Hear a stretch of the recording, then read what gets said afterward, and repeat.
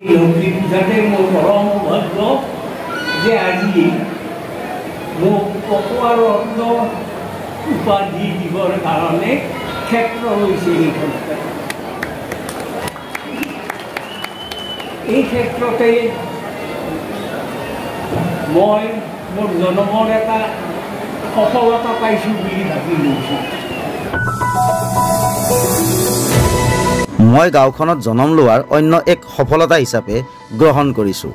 শিক্ষাবিদ তৰণী চন্দ্ৰ চৌধুৰী। নলবাৰী নিষ্পকোৱাৰ 65 সংখ্যক শ্ৰী শ্ৰী লক্ষ্মী পূজাত বৰ্ষীয়ান শিক্ষাবিদ তৰণী চন্দ্ৰ চৌধুৰীক পকোৱা ৰত্ন বঁটা প্ৰদান।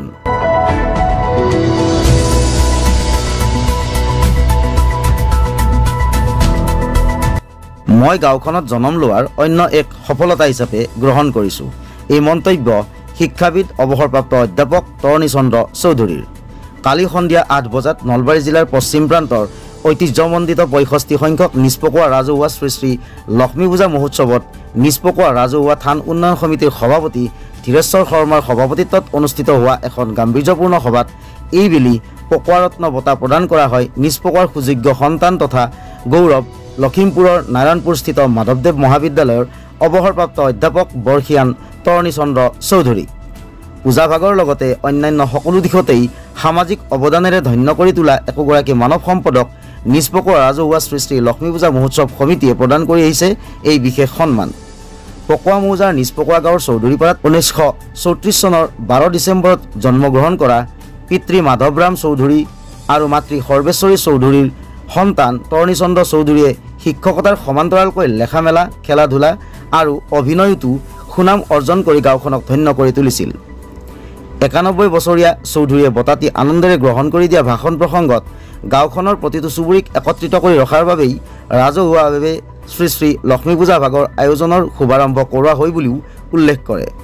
তাৰ পিছত অইনবেলিৰ দৰে এইবেলিও জ্যেষ্ঠ সাংবাদিক চম্পক বৈশ্যৰ সম্পাদনাত লক্ষ্মী শীৰ্ষক স্মৃতিগ্ৰন্থখন উন্মোচন কৰে বিশিষ্ট অতিথি জ্যেষ্ঠ শল্য চিকিৎসক পকোৱা ৰত্ন ডাক্তৰ মনোজ কুমাৰ চৌধুৰীয়ে।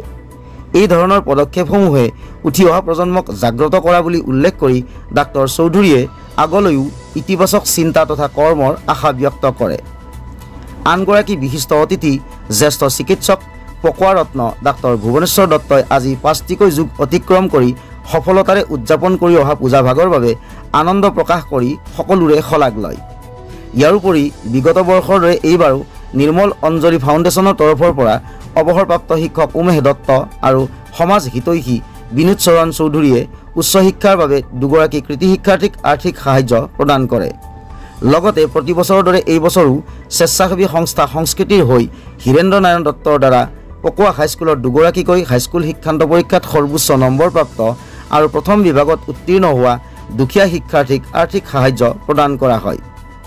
উক্ত কাৰ্যসূচীসমূহত নলবাৰী মহাবিদ্যালয়ৰ অধ্যাপিকা ডক্টৰ কাকলি দত্ত, প্ৰতিবেদক লাইভৰ সম্পাদক প্ৰধান তথা কুমাৰীকাটাস্থিত ভাৰত ডেকা একাডেমীৰ অধ্যক্ষ ৰূপক বৈশ্য প্ৰমুখ্যে 65 সংখ্যক নিষ্পকোৱা ৰাজহুৱা শ্ৰী শ্ৰী লক্ষ্মী পূজা মহোৎসৱৰ সভাপতি কুমুদ দত্ত, কাৰ্যকৰী সভাপতি বিপুল খাউদ, মুখ্য সম্পাদক ভাৰ্গৱজ্যোতি দত্ত, সম্পাদক সঞ্জীৱ ডেকা, অৱসৰপ্ৰাপ্ত শিক্ষক গিৰীশ কুমাৰ খাউদ, সমাজ হিতৈষীক্ৰমে লক্ষ্মীৰাম খাউদ, কমলেশ্বৰ খাউদ আৰু শিক্ষক জয়ন্ত ডেকাকে আদি কৰি বহুকেইগৰাকী লোক উপস্থিত থাকে।